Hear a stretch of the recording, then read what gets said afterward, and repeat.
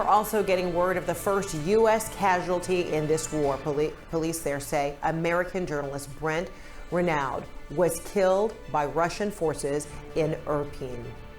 CNN's Scott McLean joining me now live from Lviv, and CNN Chief International Correspondent Clarissa Ward is live for us in Kyiv. Scott, to you first.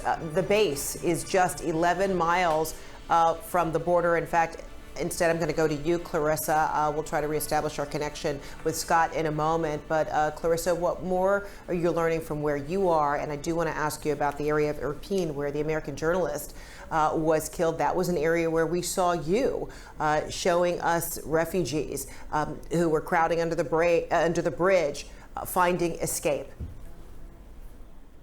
That's right, Frederica. I mean, this was an area where a lot of international journalists and Ukrainian journalists have been spending a good deal of time, because it was the place here in the city where you could see that sort of tide of humanity flooding in from some of these hardest hit suburbs. That suburb of Irpin, we were just there a couple of days ago. From what we understand, U.S. journalist Brent Renaud and also another photographer, Juan Arredondo, were in Irpin today covering this story and came under heavy fire. Brent, as we know, was killed very tragically.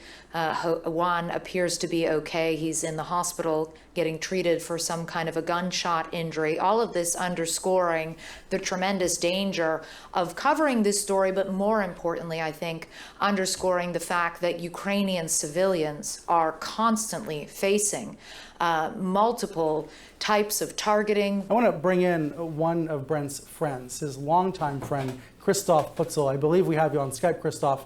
Thank you for coming on. I'm very, very sorry for your loss, and I'm glad you can be here and tell us a bit about Brent. How did you find out about his death? What have you learned so far today, Christoph? I woke up this morning to the news that Brent, longtime best friend, incredible colleague, the best war journalist I think ever existed, finding out about his passing. You know, Brent had this ability to go anywhere, get any story, listen and communicate what was happening to people that otherwise wouldn't otherwise see it. And it is a devastating loss to journalism today. What do you know about what he was doing with his colleagues in Ukraine? Was he working on a documentary? Yeah, he was working on a documentary about refugees. It was a story he was doing around the world, and when the crisis in Ukraine happened, Brent was on the plane the next day, and he was covering a story about refugees coming out of Kiev into Poland, and that's what we know. I remember you worked with him on multiple projects, but I remember one about Occupy Wall Street like a decade ago. So, you know, Brent was working on projects for the New York Times, for Vice, for others. What stands out to you most about his style of journalism and filmmaking? What made him so special? Yeah, I mean, Brent just, as I said, we won a DuPont together about 10 years ago for a story we did in Mexico about guns being smuggled from the U.S. Across the border. And what I said at the time when we accepted our award was, the only thing bigger than Brent's balls are his heart. And I stand by that.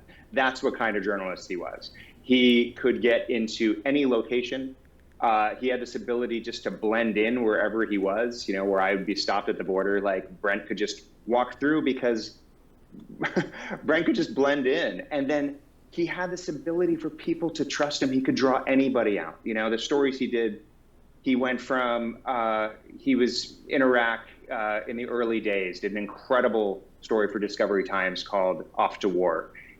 He won a DuPont for me for the story in Mexico.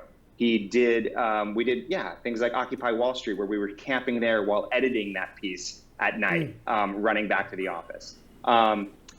He won a DuPont for the Times on a story about migrants from South America. He won a Peabody for Vice, a long documentary series called Last Chance High. I mean, you could sit down and spend a week watching all of Brent's stories over the years, back to back, and just be flabbergasted.